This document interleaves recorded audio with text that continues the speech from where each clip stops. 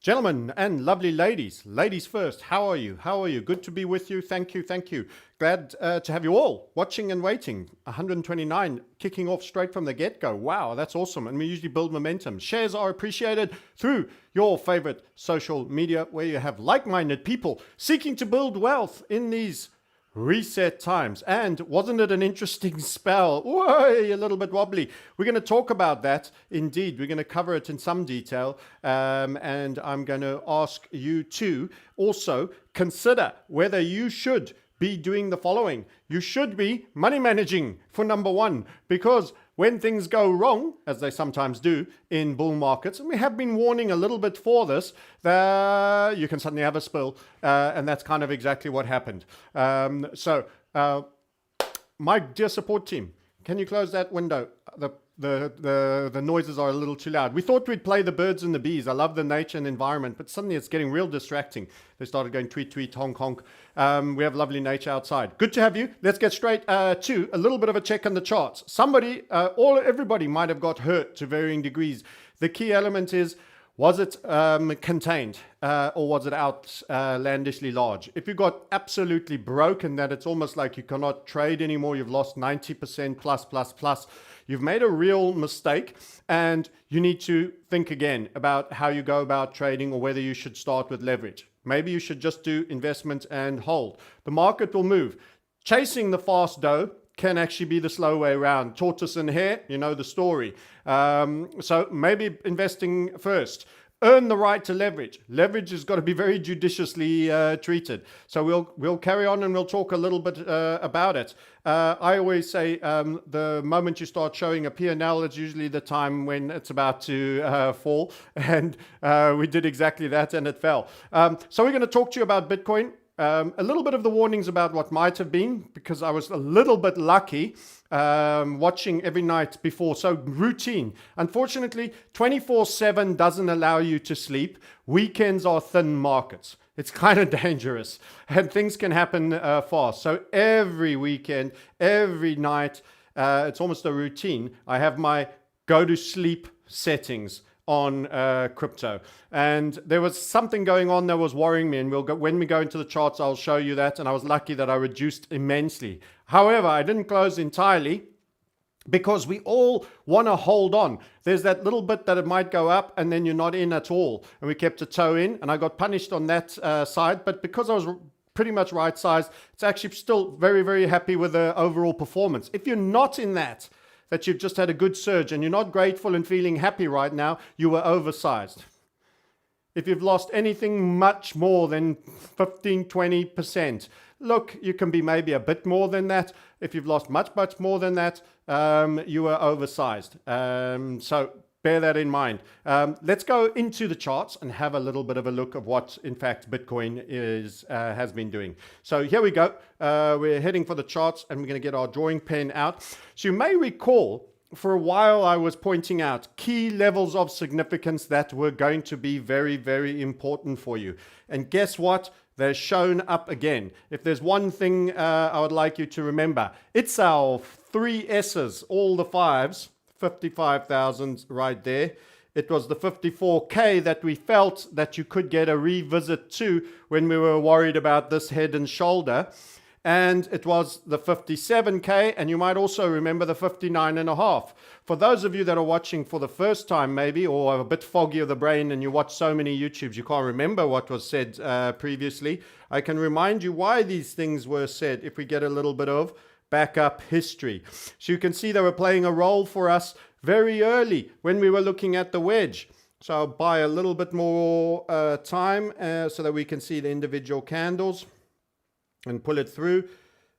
You can see that these were playing a significant role for us already on the falling wedge when we were taking the falling wedge break to the upside at that point. Note, we died at the 59,500. Your midpoint was the 57. You had a little head and shoulder in there for your 57. You supported on your 54. You supported on your 54. So it went. Now, when we had that head and shoulder, be careful, there's a risk. It's not all about upside and knocking over the 60K. We actually think the 57K neckline, which it was, there's your 57K, neckline could be revisited and possibly broken. And if that happens, there's a risk. Remember, just because there's a head and shoulders doesn't mean that's a 100% guarantee check that's been written to you. There's a risk of a possibility of further downside to a 54K level. What ended up happening is you did break that head and shoulders. You did dip down, but it was a truncated dip. Where did you dip to?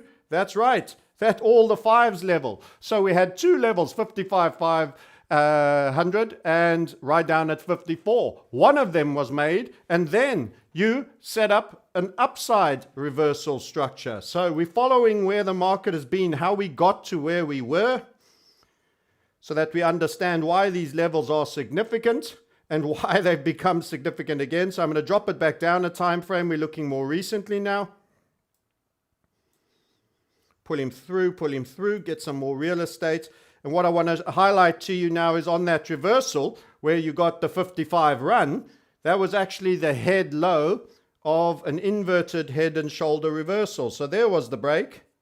It came back up and there was a kind of right shoulder and you broke back up. So we didn't do the 54 run. We did a half break to the halfway mark. We ran the 55 and then we started walking our way back up like that. So initially it was good news that we weren't going further down. The dip buyers were there and we kept grinding up. Now I'm going to take you back out even further and remind you of the bent banana. The bent banana theory, he says. We were pointing out that actually Bitcoin as a whole, in terms of highs and lows, has been showing fatigue. So for this, I'm actually going to take all the lines off and we're going to give it to you like that. And let's get the whole experience from our first cup gold nugget break way down there. So you can see the original bull market that started down there, just out of picture, has been pretty stable. The only time you had a little bit of a test over here was at our second interim. Otherwise, real blow off and strong. Then we started to get a bit more action and pushback. Now, I don't want to draw all these individual patterns. The tops and the bottoms are what I want to show you. These were all your localized highs. And the point we were making is you're making a series of marginally higher highs. This is pointing to technical exhaustion. In other words, you're starting a much higher up. You're starting here for this up leg when you were down here for this whole journey to there. But you only made a certain amount higher. Then you came down. You were starting much higher for this up leg, but you only went a little bit higher. So the point is, despite starting at better places, you were battling to supersede the previous high by a similar amount. This shows declining momentum. Declining momentum. You don't need momentum indicators comparing 7 days ago with today and creating a line that makes you feel more comfy. They're going to confuse you. The price behavior is your indicator. It's all in the price behavior. Get new data, get volume, be my guest, knock yourself out. OBV is a form of volume, volume by price, etc. Get other data, but you shouldn't need mathematical price-based formulas to show you loss of momentum on a chart as you develop technically. Now I'm going to join the lows as well.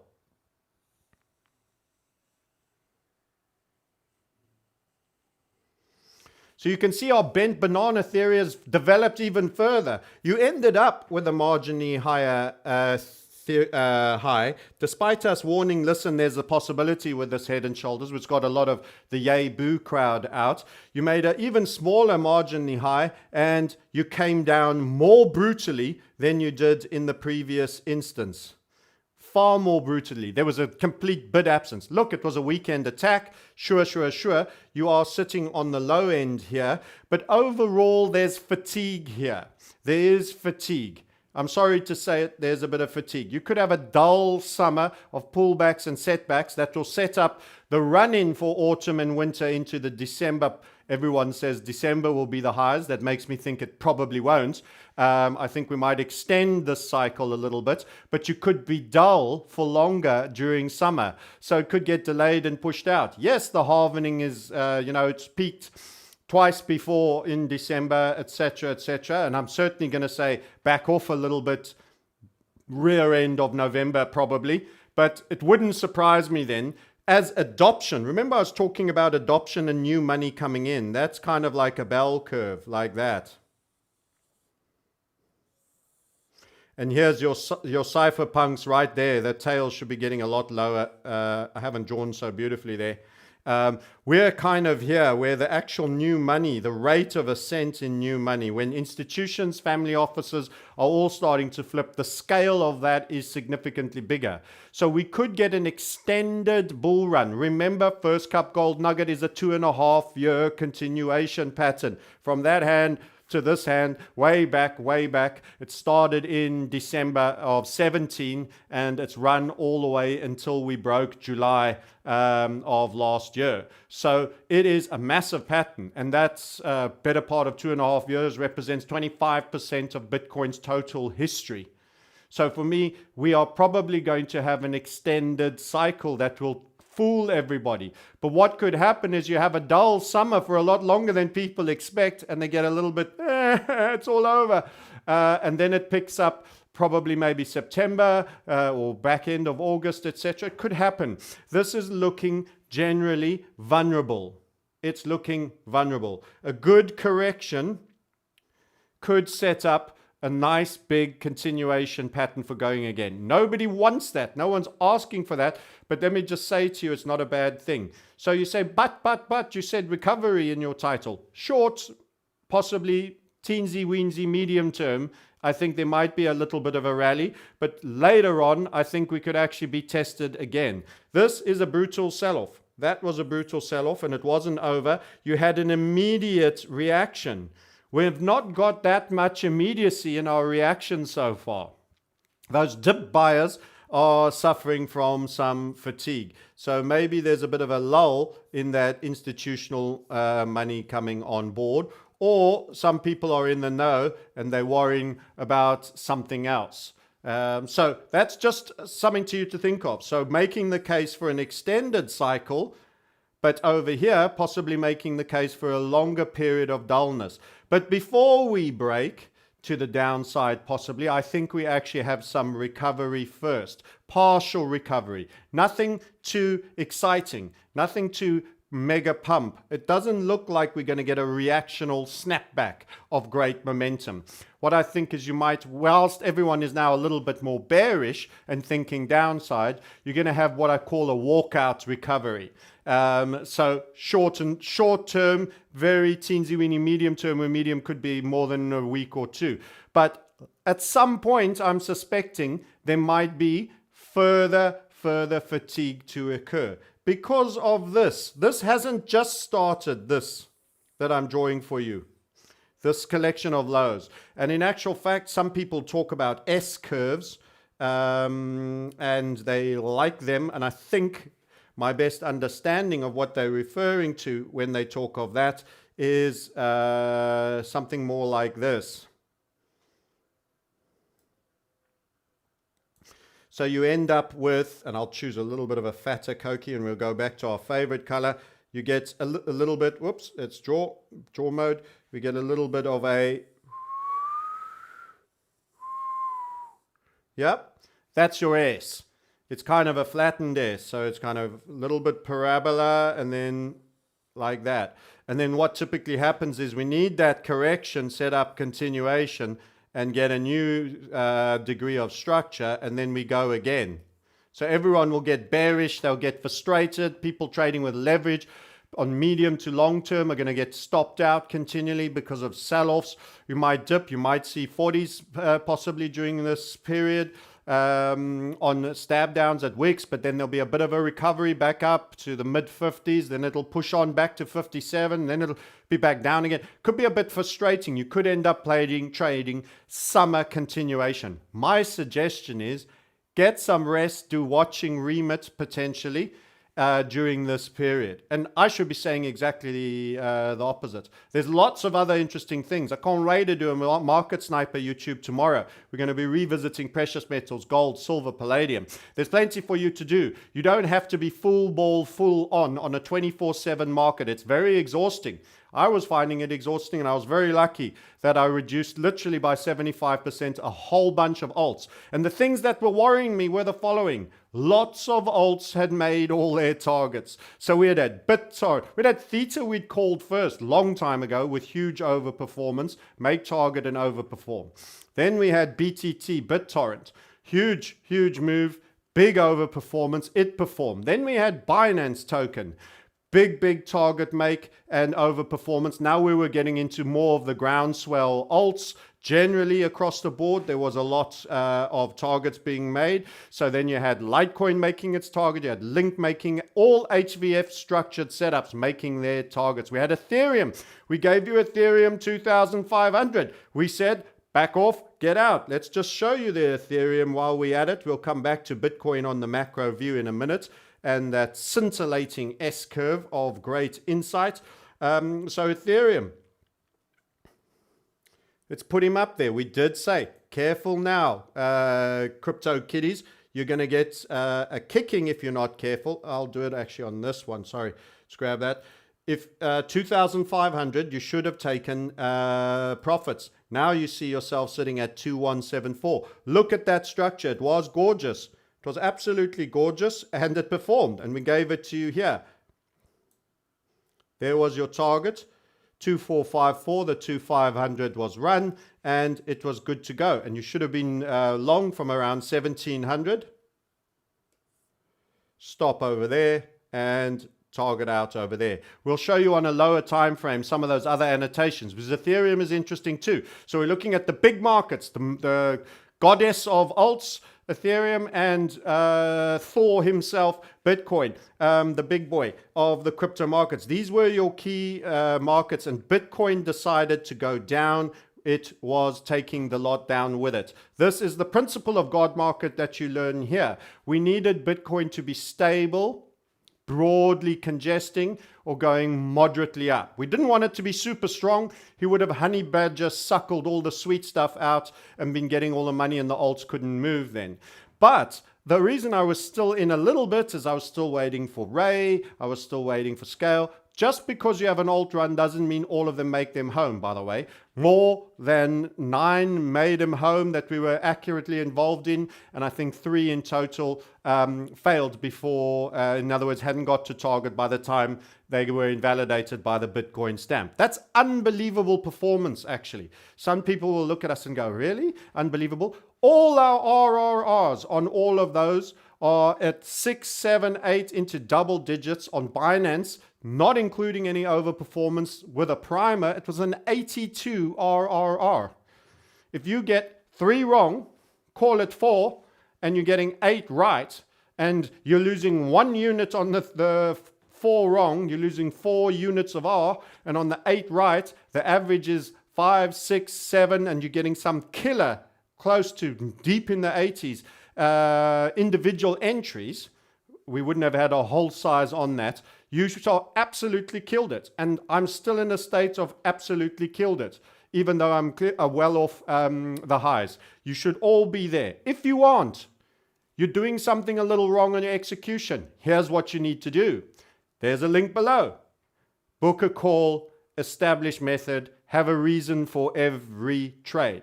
Employ method. Have targets, understand truly the value of targets, understand truly the value of stops.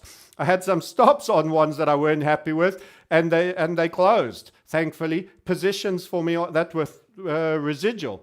So you really need to have these elements in your arsenal to survive and to be in good spirits. We are largely survived and in good spirits. Depending on your degree of experience, you would be in the same state. 2 or 3 years in this community, and you'll be riding these out as opportunities that will be setting up your next major alt run. And the alts will run again, in my opinion. Things will come back again, but not when you want them. When the market's done deciding that it's had enough. And I'm saying to you, Bitcoin is slightly fatigued. That doesn't mean it spills this minute. I think we get a little bit of upside shifting on a little bit of a walkout. I don't think you're going to get a new high. So this is a probability-based game. I can't know and I can't say for sure, but I think we get a deeper sell-off, lower than what you hit in the worst-case scenario on Bitcoin. We get a deeper sell-off before we make a new high. I think we've stopped making new highs now, and I think we're going to trade in the range, and we're probably going to have time for a newer low. So back to the fat chart again and the fat Koki, just to re-clarify that so that people know what we're saying, because we get misquoted a lot. And at the end of the day, we are only doing our best to guess about the future on a probability-based method. This wick low is only slightly higher than that low. I think it's time we got a new low, a low that is lower than the previous low. That high took a long time and an ascending wind up. That was a bit of a structure that didn't succeed, but it did enough to get up to the second. By the way, when you get HVFs near late in trend that are highly ascending, they do two things. Well, late in trend, they tend to do one thing. It's called fizzle. That means they make one of the interims, maybe the second, and then they fail.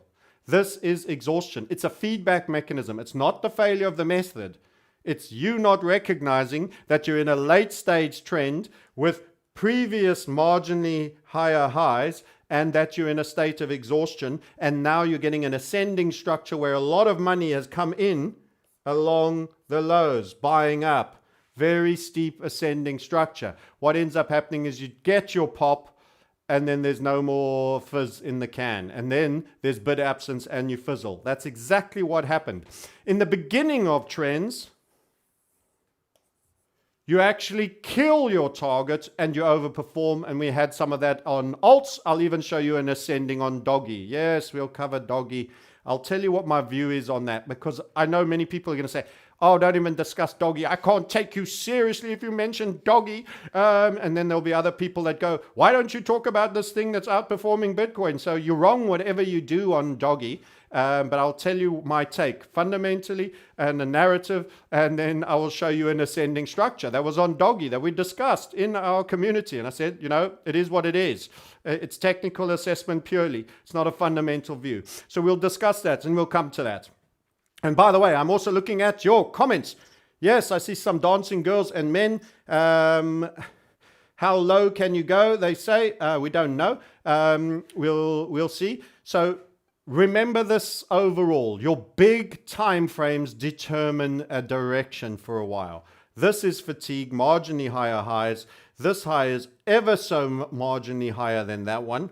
I think you were just sub 62 there and you're just over 64 there. And that low is through the 50. You traded 51 and that was just through 50.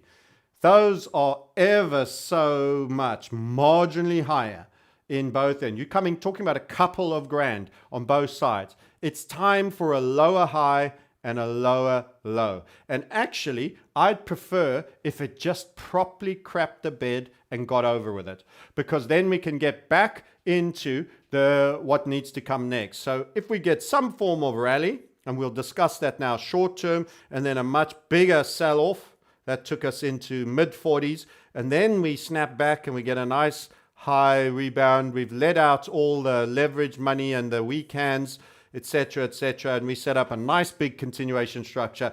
We're back in the end of September and we're killing it on the 3x bull, etc., or the leverage longs on Bitcoin and also on select properly set up alts. You can do it too. It's a totally transferable skill. So I'm not a guru. There's nothing special about me. I cocked up my trading for the first 15 years that I did it. Yes, I had some good moments, but I was the 110-meter hurdler who knocked every hurdle over. And when I ran the race again in the next Olympics, I did the same thing again. Okay, so you'll hear about all these guys that were God's gift to trading from very early on in life. I am on the opposite spectrum of that. Fast-paced, very biologically sensitive. Caffeine makes me buzzy. Everything wrong. Low glucose spikes and dips, you name it. And these are ideal for being a schizophrenic trader with schizophrenic outcomes. You can, with method, deal with that. You can possibly drive this car better than me with what you've given. You just need to learn the skills. To do that, you click the link below and you book a call. We take crypto. Yay! We always have done, but we don't always talk about it. Some people need reminding. You can pay in crypto, okay? And you can make that crypto back and know you're good. And the rest of your year is all covered. All right, so let's drop into that smaller time frames and why the recovery talk then. Because I don't think it goes straight into that spill now. That's what everyone's expecting. And markets are kind of like that. They don't want to give you what you're expecting. Everybody's guess is wrong. I'm Mark Twain all over again on that one. Whenever there's agreement in the house, you can be sure that they're all wrong. They are all wrong. So we're going to get out those lines, those key levels that I was highlighting to you. You now understand where they come from. And I'm going to give you my story of what I think is happening next. So I said to the community on premium call that just earlier this morning, they always know first what I'm thinking and what I'm going to say, and they deserve it. And I said, actually, I think we're going to crawl our way back up, but entries on the mid zone, which is the 5,500. And what is the mid zone? I'm talking about this price behavior since the crash. So we needed to let some time elapse after the crash. There's no point in me jumping on crypto and doing a technical analysis with this assegai, man peas off the roof, straight down. You need to see how, when the volatility dissipates, what kind of footprints is it leaving in the beach sand. And this is what it's giving. Now, immediate continuation would have been a flag. This needed to have that, for example, or a rising wedge. Now, you did get on a smaller time frame, you got interim rising wedges for interim down legs, smaller fractals, in other words. So this was a kind of a rising wedge, but that's not what I'm talking about. You needed this whole piece that we're looking at here to be a rising wedge, and it's not. And it's not a flag. A flag needs a little bit of a weak grinding up gradient. This is a box. It's a ledge. It's a box. Now, ledge makes it feel like you're going to fall off on a cliff. So that's why I tend to call it the stall box. I'm going to drop the time frame one time more just to give you a bit more detail. 15 minutes is our ideal for covering this now. So what is the nature of this box, you ask? Well, the nature of the box for Bitcoin is here. That's the box that it's in. So it's not got a gradient up. It'll be a lot of people are going to incorrectly, in my view, diagnose this as a bear flag. And that will have everybody preparing to short the retail on a technical basis. It's clearly not a compression of any great notes. So you're not getting a rising wedge or a falling wedge out of it. It is a calming little sine wave. And what are the attributes of it? Well, you have a key level across your top, which you've just met. Got quite a bit of interaction here. 57K. Remember that number? Yes, you do. 54K. Here, a secondary spill that didn't have the follow through to the downside. Not quite. A double touch with a slightly deeper second. 54K. Those same numbers we've given you countless times on this YouTube channel. Hit the like button if you've heard me say 57K or 54K were given to you as key levels of significance on Bitcoin. If you heard me say that, hit the like button right now. 630 of you watching it. We're really grateful and we appreciate shares. Also hit the like button if I said the three S's, that is 555. 55,500 is the meat in this burger patty. You've got yourself a SpongeBob SquarePants burger and it's in transgender pink and you've got a patty made by Bill Gates full of crushed locusts, and it's sitting right there through the middle on your 55,500. An equidistance of $1,500 from the 57, $1,500 from the 54, all previous levels. These have been necklines countlessly. They have been targets countlessly in the price behavior to that side many times. I've shown you some of which, including on the wedge that was falling on the break, and before that still. These are highly significant levels. So is it a downside continuation? Generally, you don't do a stall box ledge and go down. Generally, not exclusively. I can't say 100%. It could happen. It could happen.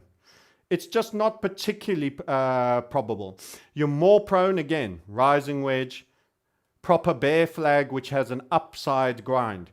What you'd often get, let's say goodbye to our SpongeBob SquarePants transgender pink locust burger.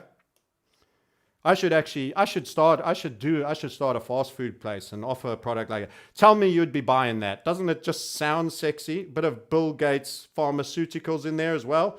Why not? So what you possibly have is you have something more like this, which is what I would call a W bottom. And I said to the guys, it's not a classic W bottom because actually your absolute low is there. You had this wham, but it's kind of got over that schizo and it's doing this. So what do? I say buy on a pullback to the 55. So those that were listening will have executed and bought in and around just through. Remember, the key level is normally just run. So 55,350 would have got you filled. 55,450, 50,499 would have got you filled. You'd currently be long, and the expectation is it's a walkout. It's going lower volatility. This is not super excitable times to the upside, but I don't think it's going to be a sell-off either. So I think at some point you build some structure, you have a little bit of this, maybe you make a smaller W bottom, and then you head to the 57K. That is what's next. Is it a huge move? No. You just want to know what's happening next. I'm here to tell you. Is this the biggest move of your career? That's probably coming later in the back end of summer. Maybe it'll be halfway through summer. I don't know. After we've had a little bit more releasing of that rounding top pressure. We need a proper sell-off, I'm afraid. That could happen. And I think we go up here. Then you might resist one more time and do a little smaller dip back down, which is what people always love to call the cup and the handle. It's just typical key level of significance behavior. I don't see it as a cup and a handle, but you would essentially conclude what is some form of a W slow workout. And once you've respected that one more time, maybe you would walk out. Where's the next level of significance? You'll be doing well to get 59.5. I don't see you going towards the all-time high. I don't see this happening quickly, but it just means a quiet, chilled hodl. You don't have to, for those of you that have blue pot, if you've been listening here, orange pot and red pot, if you were just in blue pot on the fall, you don't have to panic sell your Bitcoin right now. It's probably going to go a little bit up, but you might, for a tough summer maybe, distribute a little bit higher up, and that would be a very nice level, I think, to do it at, which would allow you to buy any subsequent sell-offs, which could be 40s, somewhere in the 40s. I'm not saying it will, I'm not saying it won't. I'm not throwing you a number on the 40s. I have to do key level of significance analysis from way before to go see all those levels we did, and I haven't done that yet. I'm just talking about short term. How do you trade this market after such a big spill? And actually, I'm kind of like, yeah, mild recovery place. I'm in the mild recovery place as described here. How could I be wrong is always the question you should ask. What else could happen? Well, the ledge could just sell off.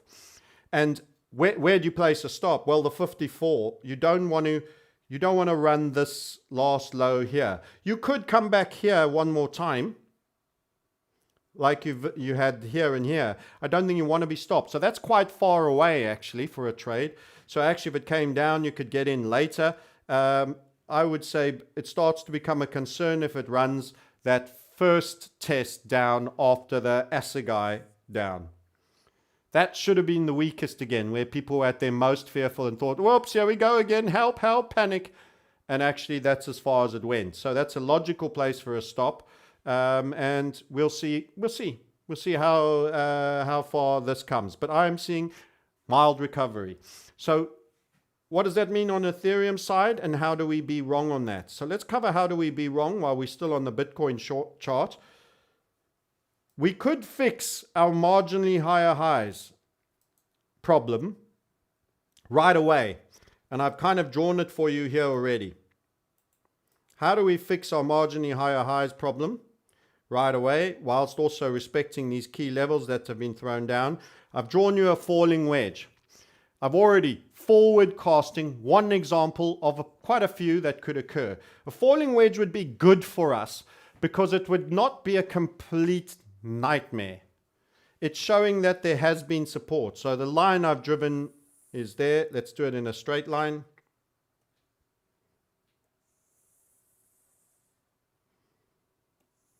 It's shifted a little bit.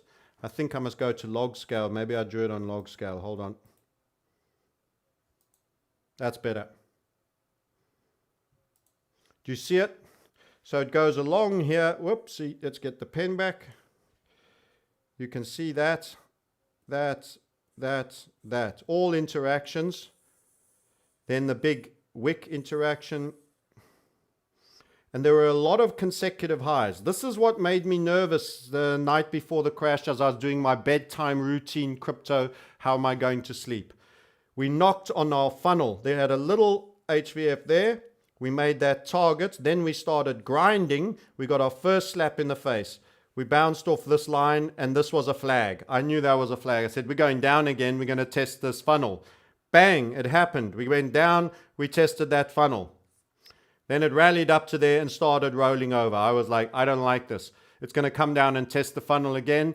If it does, it's probably going to break it. This was big distribution point for me as it was coming down. I was selling out of Ray, and it was quite thin. It was really frustrating.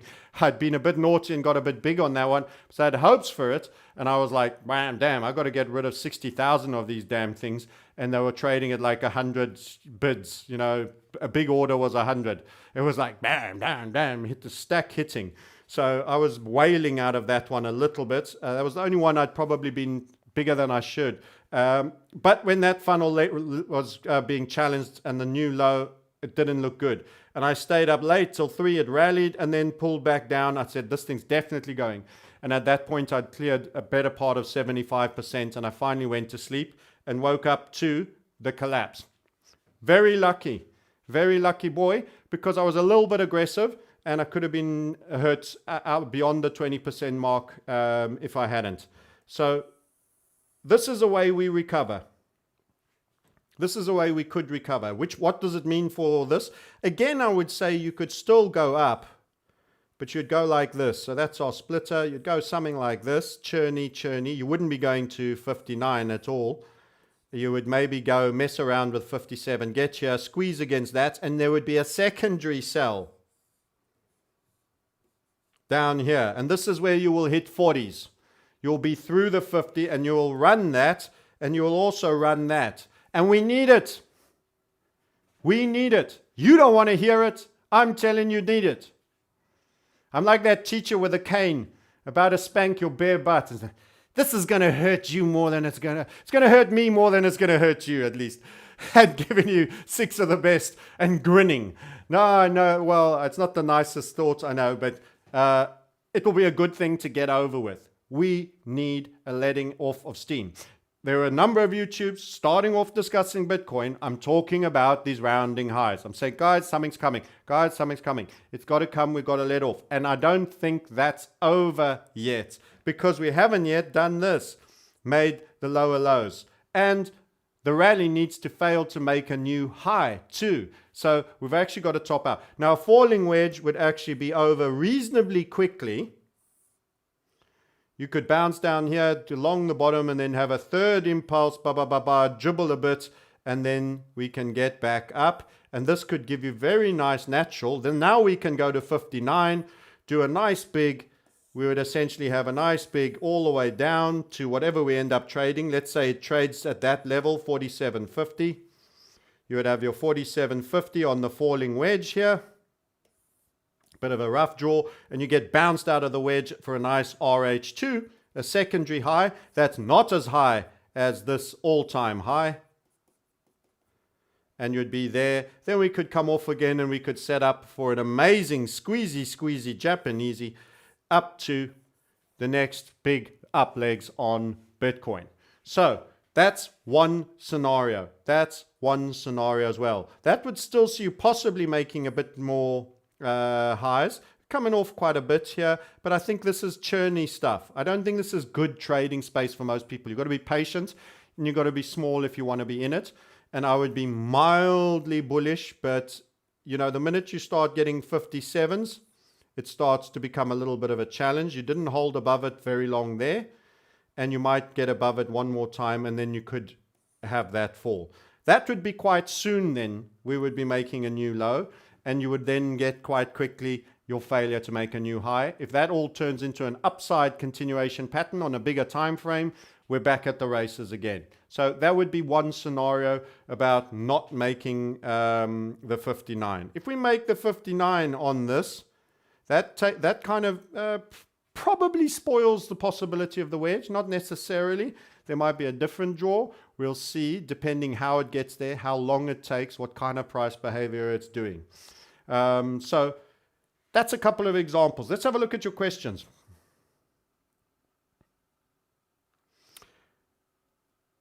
When is the right time to rebuy again? Well, that's the question we're looking to ask. Rebuy, as in investment, hodl and hold. It depends which way it's going down. If it's going this way down, we would say, okay, great. You've got a beautiful first impulse with your jumped onto the basing descending grind line there. That's all your first impulse. You're in the process of making your second. That means you're going to have another sell-off. And then we'll wait for the third, and then we'll trade back in on the break of the falling wedge, assuming bullish. Bear in mind, you can sometimes just run the grind line and then go the other way. A real tricky dicky type 2. Pop out the bottom and then go up. That would be the entry for you over there. But we don't know it's going to do that necessarily. I'm just guessing aloud in terms of one of the many ways Bitcoin does go. So let's look at Ethereum, and let's also have a look at Doggy because he's in there and many will be asking. So while I get Ethereum up, show you a couple of things that were in Ethereum. So Ethereum had its 2 funnel splitter. That was a great target. It did a head and shoulders. That, if you were watching the alts, so the goddess of the alts should also be watched second place after Bitcoin. Because it will also draw footprints in the sand, and this is what it drew.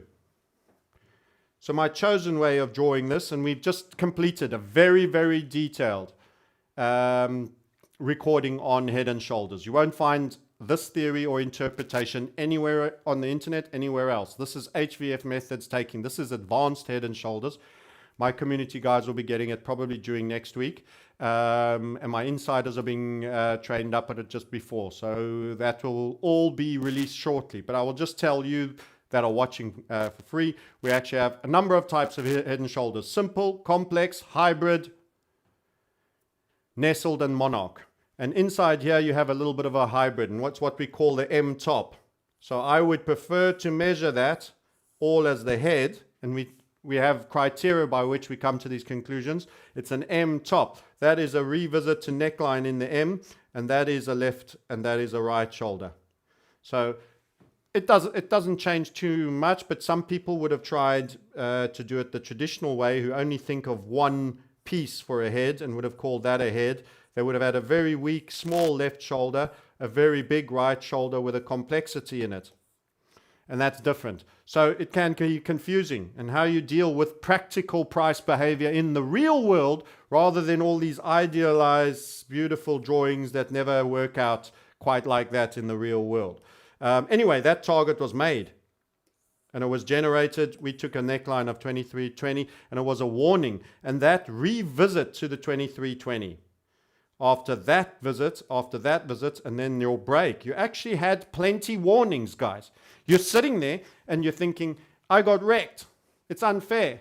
Well, you'll keep playing the random walk and you'll keep getting hit by bolts of lightning. You'll have a little run, you'll build it up. Usually when you're getting close to a P&L like you had at the last high, the next bolt of lightning is about ready to take 70% of it away from you. But you don't do money management, you don't size, you don't check before you go to sleep how you're going to wake up and what the market's likely to do, what's the God market doing and what's the goddess doing.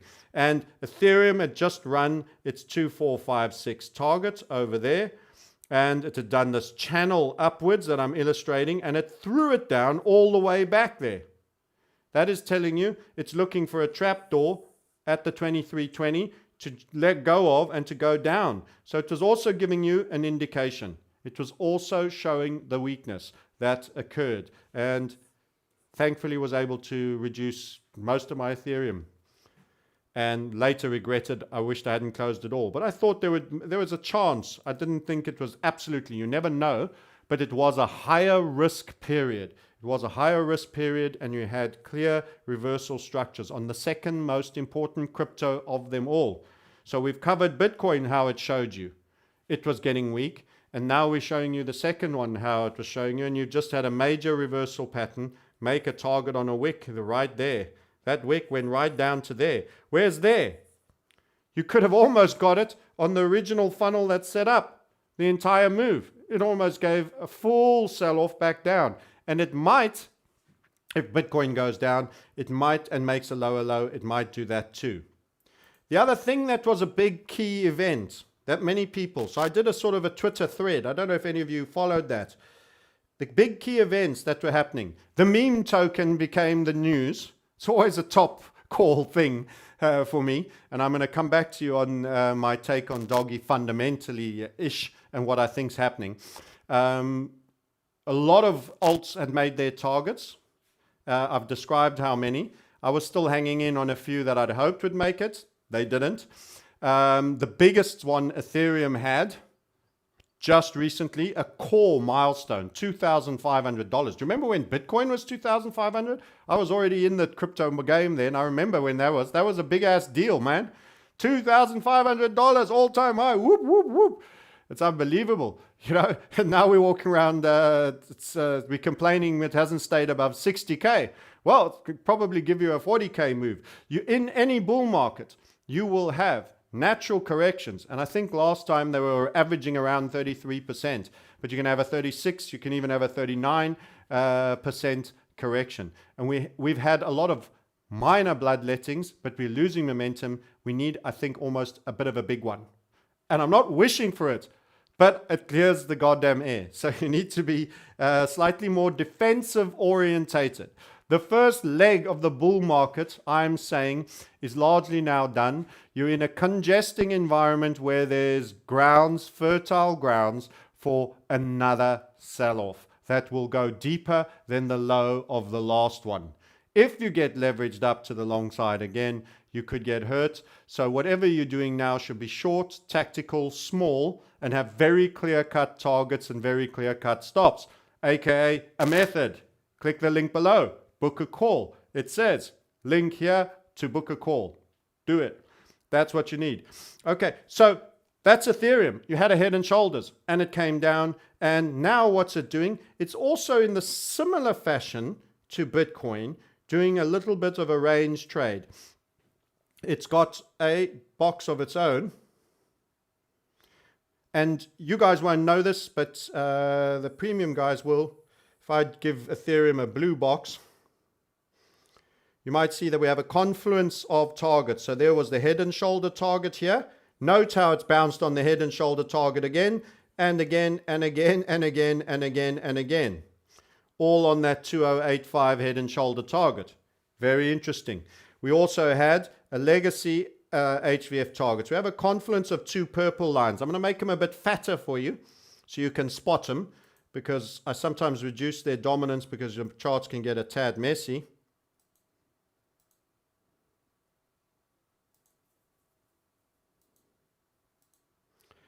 And then I'm going to show you these. So there are, again, key levels defining your range. Legacy targets. Battled with those two over there. You bounced a short spell before you spilled. So they should have shown that they were support when you were above to be resistance now. And they did. You got a head and shoulder in here and you came back down. So this is why I am calling for us to be in this range and suspecting that you might get up there and visit that again. And the midpoint, where's the most logical number? I would say you're around 2.3 at the high and 2,000 at the low. Not quite 2,000, I apologize. 2,100. 2.1 and 2.250 maybe. I think that's a better call. So 2.1, 2.250. So that's about $150 range. You can split that and we can throw a line down that for you. So 2.1 and 2.250, key round numbers. And what's that going to be? 150 to 75 onto your 2.1. It'll be 2.175, I think. He says, grab it. I'm going to do it in blue. Little boy Pippi blue. And we do a dotted so it shows up slightly different. And essentially, you're going to oscillate around these levels for me. And you're in a stall box. Again, how are we wrong? It runs these two purple lines. I wouldn't want to see it on the long side run that low there. That was the second chance after the capitulation plunge, which had its snapback rally and then sold off. So there's still a lot of vicious volatility and thrashing around in there, and that's as far as it went. You should be staying above that, and that's our box done. So 2.175, and you're up here at 2.250 on the high side, which is roughly in that area there, and you're on the low side just sub 2,100. So that's your box for you. I've drawn you the box. You know the extremities. You are probably going up when you run 2.250 next time, or possibly the time after, but next time. And when you do, I want you to remember that number, 2,320, which was your neckline. To the left there, not in view. The amount of times you visited that level, that is going to be resistance for a while. So what's probably going to happen is you're going to wind up here and you're going to smash out of your box and to get above that 2,320. You might return move to your box and support, your stall box, or you will support on the 2,320 if you get above it. If we are to go up. If you start being really heavy and hanging hard here, I've told you where the lows will be. So that's Ethereum, and that's Bitcoin, and that's the stall box.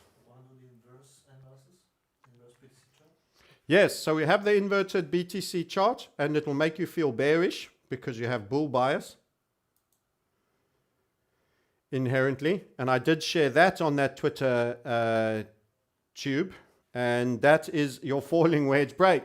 So here's why I say to you, you have a chance. Yes, we're coming down a little bit now. I think you can still go up, come down, go up, come down, and then have another bump, which can go lower. So maybe you've kind of had a bit of a return move already, but then it had two quite strong selling wicks. So now we're upside down. Remember, this is Bitcoin. So I've lost everybody. They're all a bit confused. It's Bitcoin. It's a 12-hour chart, and it's the inversions template. So green is bad, it's down, and red is good, yeah? And the scale is going lower in that direction. So this is you losing money on your Bitcoin. Okay, so everyone understand. So you can see the marginally higher highs, which are now marginally lower lows, and the squeezy Japanesey that was building. That's your inverted chart analysis. And you can see your impulsive break, and you can see your three impulses. Little bit complex one to the halfway mark, note. That's one, that's two, and then you had your walk across, and then you pumped. So if you think that chart is going up, you think Bitcoin's going down. And that's what I do think, but maybe not right this second. That's not right this second. So I think we can still come back and visit a little bit and then go. You might think it's immediate. I just would highlight to you that you have shown some resistance so far. That was quite a big rejection wick, as was that. So you might have seen those 2 wicks there. You are having another little probe, but that doesn't mean you're going to be any more successful than the 2 previous times. So there was clearly a bit of resistance. So I think maybe you come back a little bit first, and then you try. And then we'll see if we get our lower low. And we'll see then if we have a rising wedge, that will then give us our break back down, which will be obviously a recovery on the normal chart. So there's the inversions. Remember, we're talking inversions charts there. So yes, thanks for the reminder. And always fun to check the inversions. Provoke your autism and your schizophrenia and every other mental issue you have. Man, that looks bad for my portfolio. Take action. Take action. You can't be a long-only star, guys. You can't be a long-only star. I can be a millionaire in a pumping market with leverage only guy. You're not a star. You're just riding the wave of the moment, and you only know how to ride one wave. You need to develop skills, and you need to get square. If you feel nervous about this and you think this is going to go up, I think you will have a chance. Don't rush. Don't snatch it. It's the 12-hour chart. It's quite a big time frame. You will be able to see this. So let me encourage you. I'm seeing sad faces. We only love bull markets. We want day and never night. Unfortunately, the world is not like that, my good people. Learn to accept. Learn to accept what is a fact and then work around it. So you need to think a little bit about defense. This can come back a little bit. You don't have to. Never is, very, very rarely is now the absolute moment that you should be acting. But you will get a chance to get neutral, to get flat, to get square, maybe even to get a bit of stable coin if you're concerned, and you'll be able to hold. So buy Bitcoin, not Doggy, someone asked. We will go to dogging after we've done with the Bitcoin analysis. We've done quite a bit on Bitcoin. I want to finish the other thing that I was saying to you, because we were talking about Ethereum. We've jumped around a bit today, haven't we? I was talking about Ethereum. The other key event that occurred that said we could likely have a big reaction. The clues were there, guys. I'm here to tell you the clues were there. It's only our fault for not putting the story together. The clues were there. Who's put this chart? Let me go to the big time frame. More than anyone else in front of you guys. And I've seen others have started to kind of copy our draw. Who's put this chart in front of you more times than yours truly? Anybody? Again, complex head and shoulders. How do you handle it? Well, I'll give you the short answer. If you want to learn how to do this for yourself, as I say, the link is below. 1. Secondary visit. Neckline. Pause, pause, pause. Basing, basing. Trying to hold support, support. Key round number. Sell off. In. So you have a complex head and shoulder which has big cup, little handle.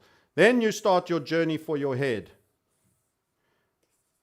Neckline, we call them pits. We talk about pits 1 and 2. When does the head end? When does the shoulder start? You need to be able to define that. Traditional technical analysis is such an incomplete topic. We're having to write the theory for what needs to be. Yes, I love technical analysis. I'm a technical analyst, but it is incomplete for catering for the real world complexities. So there is your other cup and handle. For those that like that analogy, we call it a complex shoulder. 4 is huge. So, what did I start to tell you? The other key event that said you were going to hit into a major electric fence that had been an electric fence for a considerable period, for which you barely traded above for any duration. There's your little iceberg peak. The rest is all below the waterline of the 4 level. That event occurred. And we called it for you on this channel and said there's a squeezy and it's going to run for 4. It may break, it may resist. If it broke, Ethereum was going to have an absolute ripper. And we did think there was a distinct chance of that, it must be said. And that's not what happened.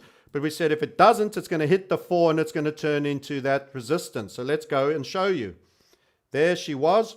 You saw on this channel a call for that to be upside continuation, which was saying the alt run would continue a little longer at that point, and Ethereum was going to overperform Bitcoin. And actually, it still has. Because FBTC was here at 35, and it's now at 39. And you ran, and when did you run into trouble? Oh, wait. Just like that man said, that old electric fence. When it falls, it will fall big and fast. It will be broken impulsively. Hear me, that's my prediction for you. You may get, once above it, a return move. Yes.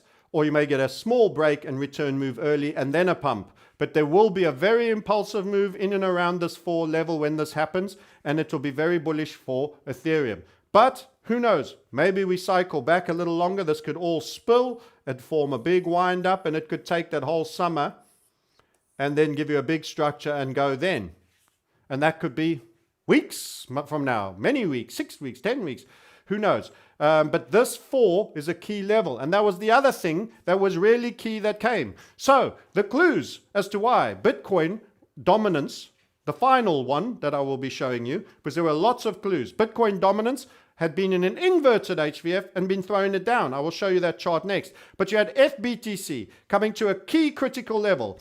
You had 70% of our upside HVFs performing to target, some of which overperforming immensely. The early ones, the ones that got off sooner were good. The bad ones were the ones that didn't get off. UDA was one of them. And we were optimistic about UDA. It never got off the ground fully. It got up to about second interim and then it was spoiled. That didn't work out. Absolutely we didn't, and we were bullish it. We absolutely acknowledge that. But 8, 9 were right, and 3 never finished and then invalidated. That's great odds. I'm happy with that. It's been very rewarding. Ethereum making 4. Another electric fence moment. It didn't break. It didn't have breakout momentum out of this. This wasn't big enough. Maybe we need a big ass longer wind up to smash this boundary. It's shown you. It's a key level of significance. How many times do you hear me show that word, throw it down to you? How many times do you see the big key numbers on Bitcoin? They're there, they're still there, and they continue to be important. Bitcoin dominance, for the final reason and clue that you missed as to why Bitcoin needed to sell off.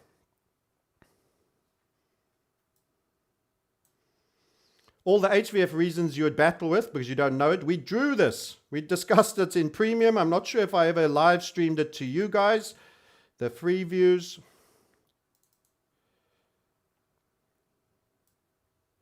There was the structure. There was a working target. It had absolutely overperformed against it. And it set up an even smaller squeezy inside a much bigger one. It had a beautiful structure. This was calling alt season. This was why we were alt bulls. This is why we ramped a P&L account absolutely insanely. And we demonstrated it and showed it to you on the last video. That is what you could have done too. And you could have got defensive at the right moments if you were watching and taking your trading seriously. If you want to build wealth, you have to watch a damn thing. It takes work. Unfortunately, it's a 24/7 market. You need to get some rest. Now's a good time to get some rest. You don't have to do anything. You're not missing anything big now. You could get defensive for that crap the bed moment and just wait and be a dip buyer when you trade 40s. That's not a bad plan, guys. Go enjoy your summer. Go trade gold and silver and palladium with us. Market Sniper will be talking to you probably tomorrow, and we'll go through that if you want to stay active and be on the screens. This was a real warning. Overperformance throwdown on Bitcoin. And I'm saying it's got to start pushing back, and we're going to get a little bit of volatility back. It was one way down there. Bitcoin dominance was flagging. FBTC at the 4 was flagging. All the target performances of many of the prominent alts were done. Why do we have targets? Because after they're made, they sell off. Head and shoulders on Ethereum USD. Head and shoulders on Ethereum USD. Bitcoin leaning on an HVF funnel, coming back a second time after a channel, spilling even harder, then having the weakest ass run and rolling over on a Sunday evening. It's designed to catch you while you're sleeping, guys. There were a lot of clues out there. Good, doggy. Let's do the dog. Who's enjoying this? I love charts. Maybe I'm a nut. Reset is happening, says Bilbo Baggins. Gator the legend. Join the movement to buy at least a little doggy, he says. He wants you to invest in doggy. So here's my take on doggy. Fundamental story. I have 3 circles in our brand. The crypto sniper that recognizes the failure of the fiat system and that cryptos are going to play some form of a role. The market sniper, which is technical analysis, applicable to all markets, traditional and crypto. Then there's the reset sniper. The reset sniper is why I never lost money on shorting Tesla. When smarter men than me, like Stanley Druckenmiller, lost loads. Lots of very smart hedge fund managers doing the fundamental analysis, doing the numbers, saying this thing doesn't work. This thing stinks to all of Tesla Q, literally wrecked, doing this thing. This thing doesn't work. And I'm like, he's not like you. He has special friends. He's not like you. He has a bottomless overdraft, my friend, and he's going to win, and they will give him contracts. They will do it. His SpaceX will be funded by a NASA. He's going to be getting taxpayers' money paid to him every single way. He's here. He's a manufactured hero. Mr. Muskie, Mr. Elongated Muskiness is a manufactured hero. And to keep him that way, he always needs to be seen as super smart, almost clairvoyant. Cue all the tweets on Doggy with a little giggling dog. Doggy, never underestimate a fun coin and all of this stuff. It is just a simple, undevelopment-orientated token, yet it is being kept up. Where is this mysterious money coming from? Follow Richard Hart on Twitter. He'll show you how many addresses are holding what percentage of Doggy token. This is control structure land. They have a plan for that thing. That doesn't mean there's anything meaningful going on now and that you should contemplate it. Don't turn on me and say, oh, he said buy Doggy. It's a garbage. It's a meme token. Yes, the meme token pumping was actually one of the calls for a crash for me as well. But they probably have a plan. I don't know how many of you are familiar with stocks, but you can have what's called a shell company. A shell company is like a parking bay in a listed equity. It used to be a business. They sold the business. They decided to maintain the listing instead of delist it. There's a bank account with some cash in it, and the shares trade for the price of the cash, and there's not much volume, and it just flatlines. It's a shell. It's a parking bay. There's no meaningful business in it in a listed company. To me, Doggy is a parking bay that is being maintained for some later to be defined purpose. That's what I'm smelling. I'm guessing. I don't know shit. I'm just having a go and having a speculate. They could park a Rolls Royce in that damn thing. Suddenly that money could buy technology on metadata and do X, Y, Z, and then suddenly it has instantly a raison d'etre. It has an employee, chairman called Cohen, etc., etc., and boom shakalak, it's like GameStop Mark II. It's got a new raison d'etre. Everyone should be investing it. Instead of being some old world business, it's now the sexiest thing since sliced bread. Doggy may well be the equivalent of a shell company listing that is literally a space holder that is known, has branding, is deemed frivolous and trivial, and suddenly can have a raison d'etre. I'm just saying, is it possible? It's a guess. Yes, it could. So maybe, given that the damn thing is 38 cents, let's go to the chart. Maybe, given that Tesla did what it did, and he's the star that he is, he went from being virtually bankrupt a number of times to actually being richer than Musk in the space of richer than Bezos in the space of 18 months, 2 years. Crazier things can happen. Crazier things can happen. So, were you to have a spare 10 grand lying around, you could drop it in. Is now the right time? No, for me. Technically, no. Where was that ascending HVF I was bragging about? Here it is, guys. I even showed it to the premium guys before it broke. There it is, right there. What did it do to that target? It murdered it. Did I take it? No. Because it's Doggy, man. I don't want to. There's no purpose to this. There's purpose if people are going to give it purpose. Sometimes you have to be absolutely agnostic. You're not marrying it. You're not investing your IQ and your belief system in it, and if it fails, you're therefore a moron. You're just trying to make some money. Sometimes it's just as simple as that.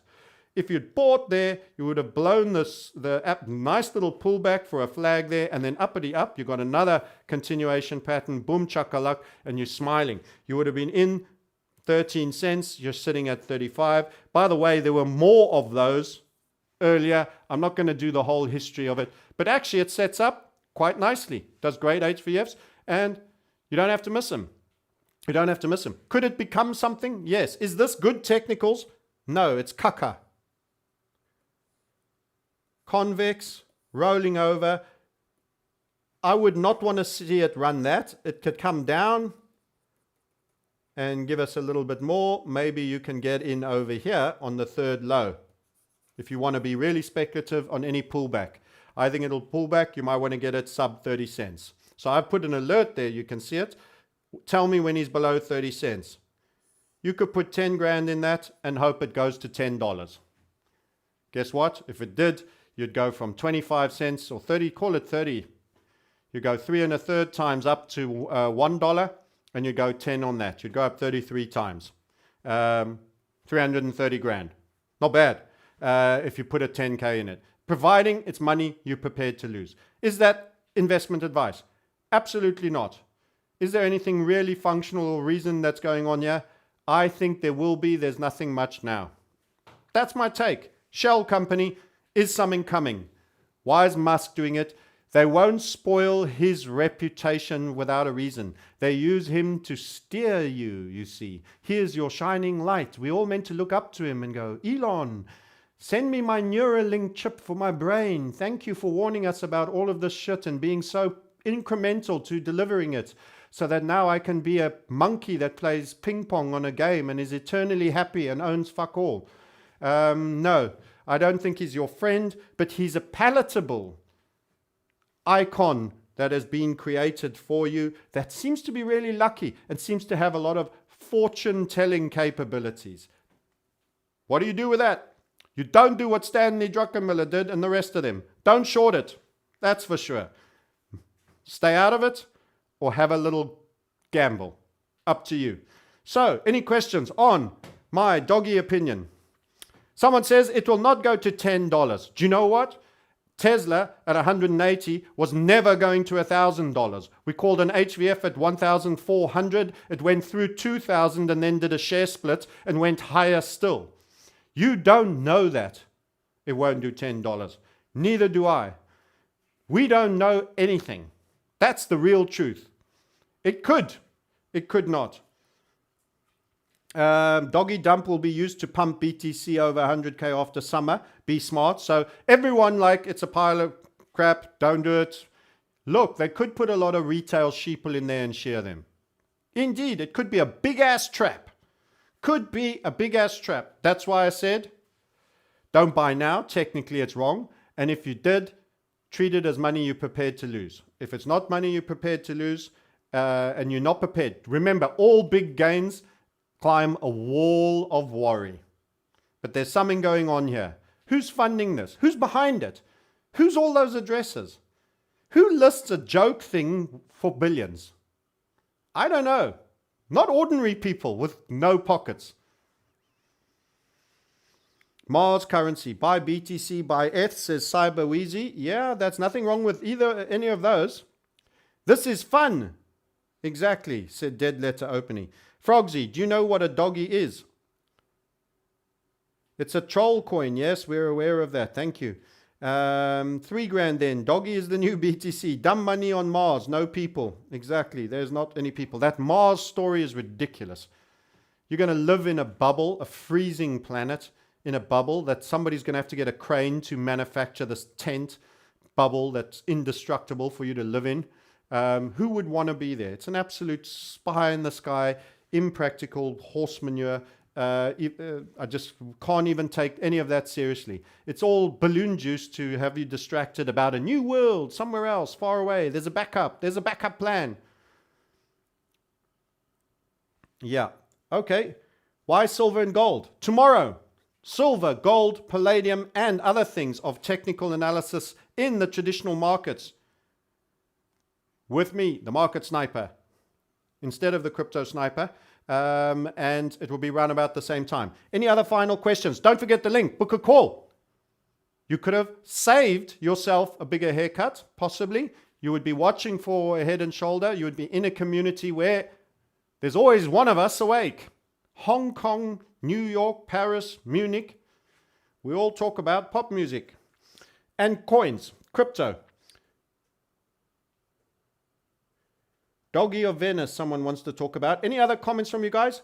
Okay, it's 704 of you watching. Thank you for coming by. We'll see what Bitcoin does. I'm thinking a walkout recovery to the top side of the stall box. Bitcoin is a serious token. We know that much. And some degree of recovery. It's sitting at that 55. See that hammer? We've just thrown down a substantial hammer after a dip at that 55 level. So that's an interesting entry point just through the 55. You would have been dropped into the red. Maybe you can tighten a stop under that. That low, by the way, let's cover that because this happened since we started streaming. The low there is 54,700. So were you to get in there, you could do a tactical trade just under the hammer.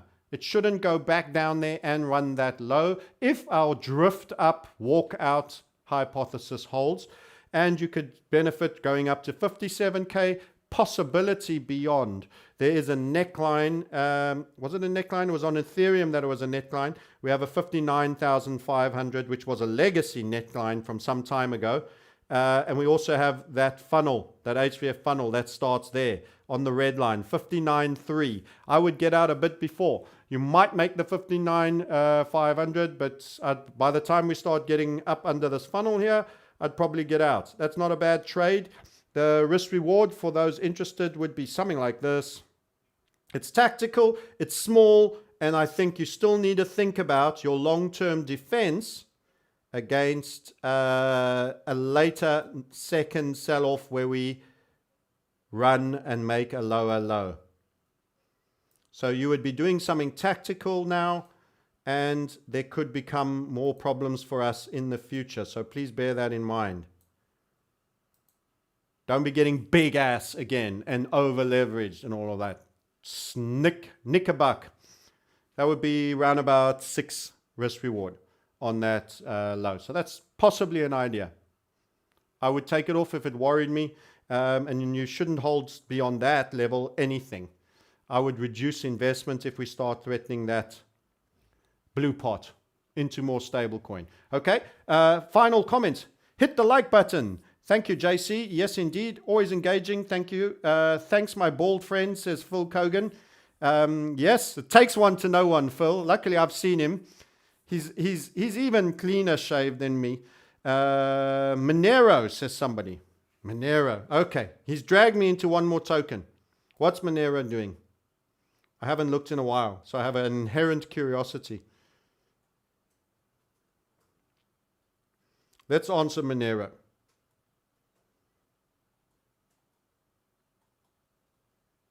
XMR. There he is, finally. Yay! Secrecy is back. Get the word out. 411. Great news. Great news, Monero. And it's made its target. It's another one that made a target. I didn't even count it in the 8, 9 that I told you about. It's actually 10 then. It's another one. I didn't take it. I had enough alts on. It's made its target there. Beautiful run there at 339. Then broadened out, thrashed around. It's laughed off the Bitcoin crash. There's been a few. Solano, I think Mana's held up quite well. Doggy was holding up quite well. Monero is now, since this bull market, it's at a new bull market high. Not an all-time high, but at a new bull market high. And I'm delighted to see that. Privacy needs rating. Thank you for the heads up. You're absolutely right. We should check. Big movers for the day. 24 hours. Monero, 25%. Celio, the others I don't know. Hedera, Hashgraph, I'm aware. But 25% out of Monero. That is eye-catching. That's a good shout. There you go. You come on these live streams and you learn something from the other guys on the live stream. Nice shout. Well done. And it's looking great. I wouldn't chase in here. It's just made a target though. It's just holding up really nice, and it seems to be shrugging off. VET has been very strong as well. Credit to Rami and a few others. Yeah, that's been a very strong one. Okay, guys, I'm going to finish. We'll catch you on Market Sniper tomorrow, talking traditional markets. We'll look at some equities. We'll look at some indices. We'll look at traditional markets. There's other places you can play. Don't do damage right now during these times. It's a high risk damage period coming up. It's not a straight line trending market anymore. Congestion, smaller moves. You've got to be nimble, shoot and scoot. Much better not to be involved. Revert to blue pot. Take de-risk.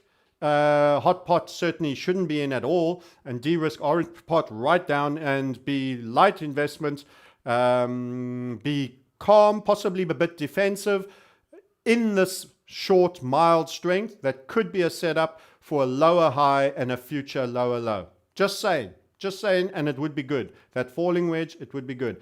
Other places you can make money right now. The dollar's been weak. We'll see you on Market Sniper tomorrow. Book a call, grab the link below, and we'll see you then. Till then, bye-bye.